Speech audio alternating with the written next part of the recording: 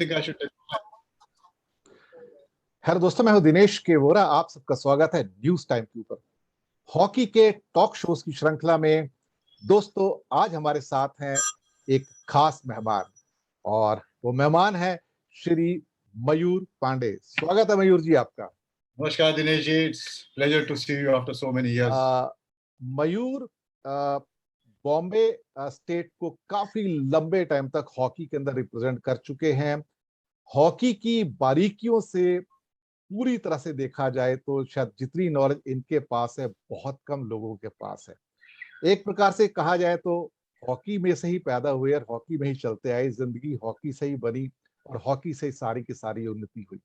तो बैकग्राउंड भी हॉकी की, जिंदगी का उत्थान भी हॉकी से, जिंदगी की समझ भी हॉकी से, और एक तरह से कहा जाए सारा जीवन हॉकी के आसपास ही घूमता रहा। ये मिसाल है मयूर एक डेडिकेटेड प्लेयर की, जो अपनी जिंदगी को कुर्बान कर देते हैं खेल के प्रति, और जी जान से, आत्मा से उसके लिए अपना पूरा का पूरा जो समर्पण होता है उसके साथ सामने आते हैं। मयूर, हमारा सौभाग्य है कि आज हमारे साथ में है। और आज भारत का जो थोड़ा सा खेल बिगड़ गया, 5-2 से हार गए, लेकिन कोई बात नहीं, भारत के लड़के अच्छा खेले हैं और थोड़ी सी गड़बड़ी हुई, लेकिन उसके बावजूद भी फाइनल तक पहुंचना, वो भी 40-42 साल के बाद, 1980 के बाद जब गोल्ड जीता था हमने, तो बहुत बड़ी उपलब्धि है। तो हम इसको उपलब्धि मान के चलेंगे, ना कि एक नेगेटिव अप्रोच से जाएंगे। आपकी पहली टिप्पणी मयूर जी। मैं तुम्हारी बातों से बिल्कुल सहमत हूँ दिनेश। इसकी वजह यह है कि अगर आप पिछले 20 साल का इतिहास देख लीजिए इंडियन हॉकी का, तो लगभग हम छठे या आठवें स्थान पर ही फंसे रहे हमेशा जी। But after the hockey India has taken over 2010 के बाद, मेरे ख्याल से 9 या 10 के बाद, उन्होंने एक बात को एकदम बड़े अच्छी तरीके समझ लिया कि अगर इंडियन हॉकी को अगर किसी मकाम पे, अच्छे मकाम पे ले जाना है, तो we have to get the best in the field. जी। इसका मतलब ये नहीं है कि जो लोग इंडियन हॉकी को संभाल रहे थे they were not capable, but they were better people in the field. मैं उसे इस तरीके से देखता हूँ। जी। और उसके चलते उन्होंने एक बड़ा ग्रेडेड रिस्पॉन्स उन लोग ने इनिशिएट किया, और उसकी बदौलत आप जो आज नतीजा देख रहे हैं वो उसी का रिजल्ट है, क्योंकि they bought the best in the field in terms of coaching, in terms of support staff, in terms of scientific people with a background, जी। and now we are one of the best team in the world. खेल में हार जीत होती रहती है दिनेश, जैसे तुमने बोला। तो टू टीम्स जो ऑलमोस्ट इक्वली हम समझे हैं, जी। एक को तो हारना ही, एक को जीतना ही है। जी। On any given day, one can win, one can lose, but that should not take away from India's excellent performance. और राधा मैं इसको कहूँगा कि बहुत ही बढ़िया परफॉर्मेंस इस टूर्नामेंट में रहा। जब से ये ओलंपिक स्टार्ट हुआ, तो इस बार हॉकी का थोड़ा सा जो एक्सपेक्टेशन था वो पिछले ओलंपिक्स की बजाय थोड़ा अधिक था। उसका कारण ये था कि पिछले कुछ सालों में भारतीय हॉकी ने बेहतर किया है और दुनिया की दिग्गज टीमों को उनके घर में जाकर हराया है। चाहे उसमें आपका बेल्जियम हो या नेदरलैंड हो या जर्मनी हो, और ऑस्ट्रेलिया को भी मारा है उन्होंने एक्चुअली कई मैचेस के अंदर। तो भारतीय टीम का हौसला बुलंद है, और इस टाइम ये टीम एसेंडेंस के ऊपर है, यंग है। मुझे लगता है कि और 2-3 साल के अंदर ये टीम अपनी पीक पर जब आएगी तो शायद बहुत ही बेहतर प्रदर्शन करेगी। कोहेशन और बेहतर होगा, कॉन्फिडेंस और बेहतर होगा, सेल्फ बिलीफ और बेहतर होगा। इसके अलावा उनकी जो ट्रैपिंग है या फिर मैदान के अंदर जो मूवमेंट होते हैं वो शायद और शार्प हो जाएंगे। और जैसे जैसे टीम मैच्योर होगी, ऐसा मेरा एक व्यूअर होने के नाते मानना है। जी। मैं एक आध चीज इसमें ऐड करना चाहूंगा दिनेश। जी। जी। 2-3 एस्पेक्ट्स में थोड़ा सा हमें वी हैड अ सेटबैक। सबसे पहले कोविड के चलते टीम प्रिपरेशन जो एक आउटलाइन बनाई थी हॉकी इंडिया ने, कि मतलब 2 साल का प्लान था, और in run up to the Olympics उसमें उन्होंने काफी international tournaments, 4 nation tournaments, overseas tours का उन्होंने फाइनेंस किया था।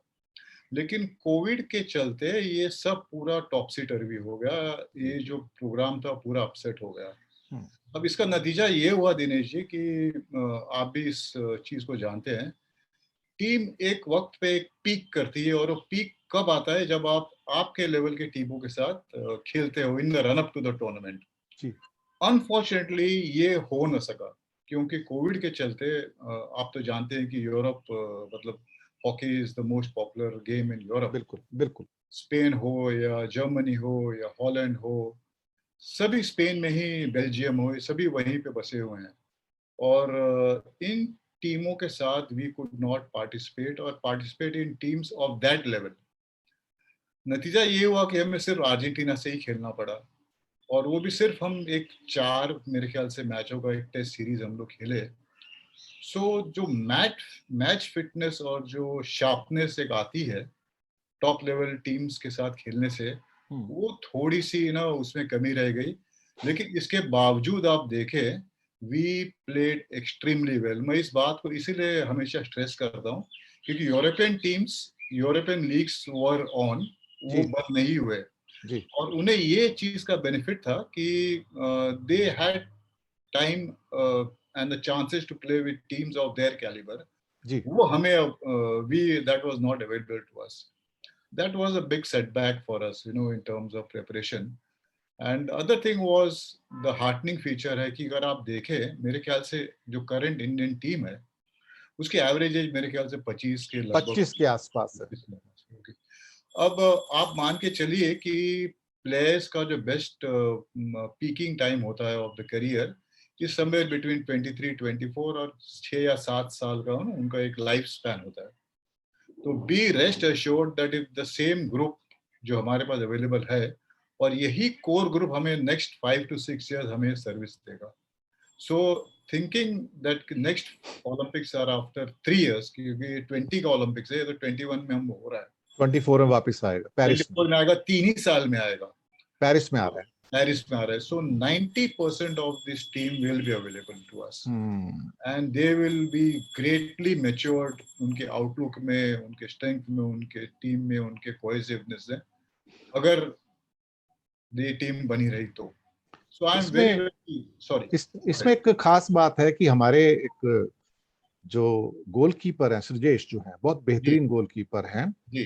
क्या वो, अब उनकी तो उम्र हो गई है थोड़ी सी, तो वो उनको 3-4 साल क्या और सस्टेन कर पाएंगे क्या वो? क्योंकि उसके बाद जो गोलकीपर हैं, मुझे सुनने में आया है कि उनमें और उनके स्टैंडर्ड में या क्वालिटी में, डिलीवरी में बहुत गैप है एक्चुअली अभी।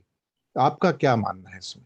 मेरा ये मानना है शीजेश के बारे में कि अगर आप देखिए एवरेज जो goalkeepers across the world, whether it is football और हॉकी, 35 36 तक गोलकीपर्स बड़े आराम से खेलते हैं। अच्छा। हाँ, absolutely there is no issue. और सीजेश मेरे ख्याल से ही has another 2 or 3 years more to go. I don't see any handicap in that.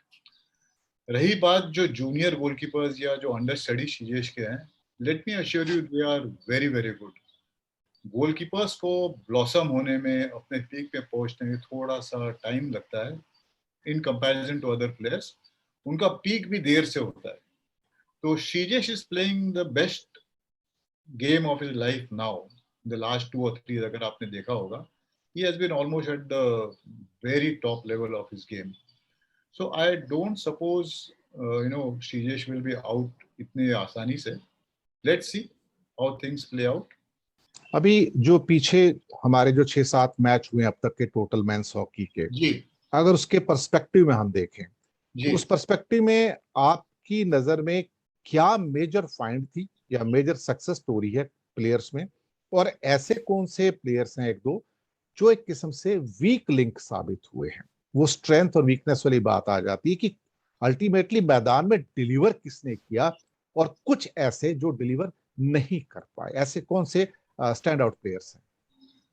Frankly Dinesh, अगर आप इसको बारीकी से देखें, तो टीम जब सेमीफाइनल तक पहुंच गई है, हम्म। तो it's a team effort Dinesh. It is not कि मतलब एक प्लेयर के बदौलत टीम 6 मैच या 7 मैच खेलकर सेमीफाइनल में पहुंची। ऐसी कोई टीम नहीं है जो जिसमें वीक लिंक ना हो। सब टीम्स में थोड़ा बहुत वीक लिंक होता ही है, लेकिन मैं ये कभी मान के नहीं चलूंगा कि इस टीम में there are some weak links जिसकी वजह से टीम हारी है। ऑन एनी गिवन डे ये बात हो सकती है कि टीम अच्छी नहीं खेली, तो उसकी वजह से टीम हार जाती है। ये हो सकता है कि कोच ने जो रणनीति अपनाई हो उस वक्त पर probably that did not suit the team as it should have, convert नहीं कर पाए उसको। कन्वर्ट नहीं पाया। लेकिन ये मानना कि न कोई वीक लिंक है टीम में, ये मैं इस बात से बिल्कुल सहमत नहीं हूँ।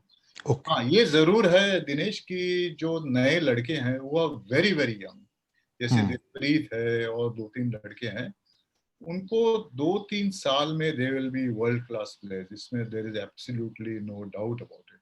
दे have it in them, to be world class.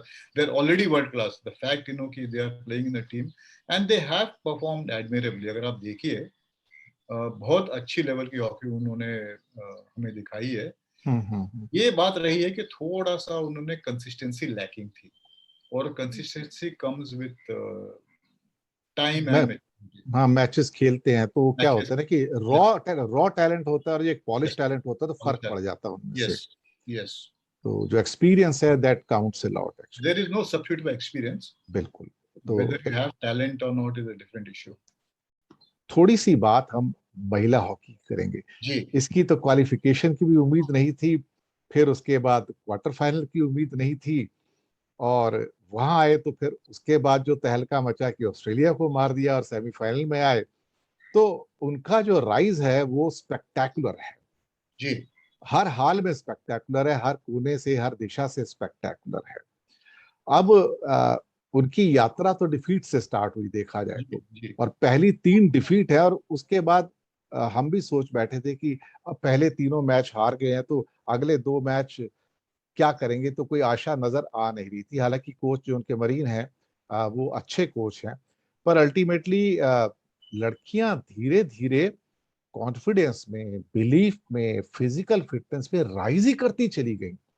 ये एक मिरेकल है जो हम अपनी आंखों से घटते हुए ओलंपिक फील्ड पे देखते हैं, और अल्टीमेटली एक ही शब्द निकलता है कि जो जीता वो सिकंदर। तो आप जीत के जब आते हो तो आपका मनोबल बड़ा होता है, दूसरों के लिए आप इंस्पिरेशन बनते हो, और ये टीम इंस्पिरेशन है दूसरों के लिए। इसके ऊपर एक छोटा पर्सपेक्टिव आपका। एक बात दिनेश, आई एम नॉट अवेयर कि तुम्हें पता है या नहीं जी। आपने जिस बात का जिक्र किया कि मिरेकल परफॉर्मेंस, ये मिरेकल परफॉर्मेंस नहीं था दिनेश। अच्छा। अगर आप इसको एनालाइज करें, विमेन्स टीम का जो परफॉर्मेंस रहा है लास्ट 4 इयर्स, मुझे आई एम नॉट अवेयर कि whether you are in the knowledge, last जो वर्ल्ड कप हुआ था उसमें हम लोग आयरलैंड से पेनल्टी शूट आउट में हारे थे। ओके, और मेरे ख्याल से सेमीफाइनल में हम लोग हारे थे, ऐसे कुछ था। नहीं, सेमीफाइनल नहीं था। Okay, we were almost at a very good point in the tournament. League में ही था शायद। And I think Ireland went on to win the tournament or something like that. अब आप अगर इवेंचुअल विनर के साथ पेनल्टी में शूट आउट में हार रहे हैं, तो कुछ ना कुछ टीम में अच्छा ही हो रहा है। That means the team had already started performing well. It was already in the ascendancy.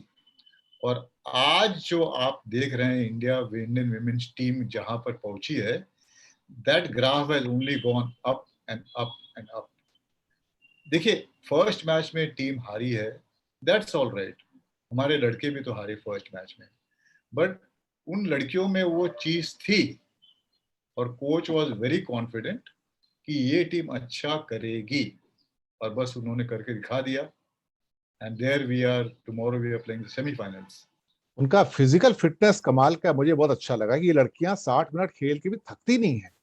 ये एक बड़ा अच्छा, मैं तो एक एंकर होने के नाते, एक व्यूअर होने के नाते मेरी कुछ ऑब्जर्वेशंस होती हैं, वही हम पेश करते हैं उसको जाके। तो लेकिन उम्मीद है कि लड़कियां यहाँ तक पहुंची हैं तो शाबाशी तो बनती है इनके लिए, क्योंकि कहीं ना कहीं एक बेहतरीन प्रदर्शन, इंस्पिरेशनल प्रदर्शन तो है ही इनका। इसमें कोई डाउट ही नहीं है दिनेश की द टीम हैज परफॉर्म्ड एडमिरेबली। और पूरा इसका श्रेय जो जाता है वो जो टीम का मैनेजमेंट है और सपोर्ट स्टाफ उसको देना चाहिए। ऑफ कोर्स लड़कियों का जो हौसला है, उनका जो पैशन है, डेडिकेशन है, वो तो है ही, लेकिन उनके साथ जिस लेवल का support staff in terms of nutrition, in terms of recovery, लाजवाब है दिनेश। और इसी चीज का मैंने पहले जिक्र किया था कि लास्ट 10 इयर्स में जिस लेवल का सपोर्ट स्टाफ हॉकी इंडिया ने मेंस और विमेंस को प्रोवाइड किया है, उसका आप नतीजा देख रहे हैं कि minute to minute Indian girls match the Australians till the match got over. और कई पार्ट्स में तो हम लोग ने उनसे अच्छा भी किया। बिल्कुल किया, अगर आप बिल्कुल देखें किया, लास्ट 5 मिनट्स में डोमिनेट किया है। डोमिनेट किया, held on to the ball, हमने बॉल आज अपने हाथ में आने नहीं दिया। और इस चीज को आज हम मेंस हॉकी मैच जो हारे हैं, वो हम लोग थोड़ा सा उसमें मुझे कमी नजर आई। चलिए कोई बात नहीं। तो ये दर्शक मित्रों, ये था एक छोटा सा पर्सपेक्टिव। और जाने से पहले कोई एक आखिरी टिप्पणी मयूर जी आप करना चाहें हॉकी के खेल पे, जो अब तक जो हुआ ओलंपिक में, कोई भी एक कमेंट आपके मन में आ रहा है कहने को, आप कह सकते एक ही लाइन में कहूंगा दिनेश, भारत का भविष्य उज्जवल है हॉकी में। हैं। बिल्कुल, भारत का भविष्य बिल्कुल उज्जवल है। Bronze will go to silver and silver will go to gold. Just wait. बिल्कुल Have बिल्कुल patience. बिल्कुल बिल्कुल, भविष्य तो उज्जवल है, ये इसमें तो कोई दो राय ही नहीं है। इसमें तो 135 करोड़ भारतीय सभी आपकी बात से सहमत हैं। जी और क्योंकि देश अपना है और देश हमारा बुलंदी पर पहुंचे, ये हम सबकी जी। उम्मीदें हैं। तो इन्हीं शब्दों के साथ दोस्तों हम आपसे लेंगे विदा, इस वादे के साथ कि बहुत जल्दी मुलाकात होगी नए मुद्दे के साथ, नए मेहमान के साथ। तो बने रहिएगा न्यूज टाइम के साथ। शुक्रिया आपका, और शुक्रिया मयूर जी आपका हमारे साथ जुड़ने के लिए। Thank you, Dinesh. It's a pleasure. धन्यवाद, धन्यवाद। जय हिंद।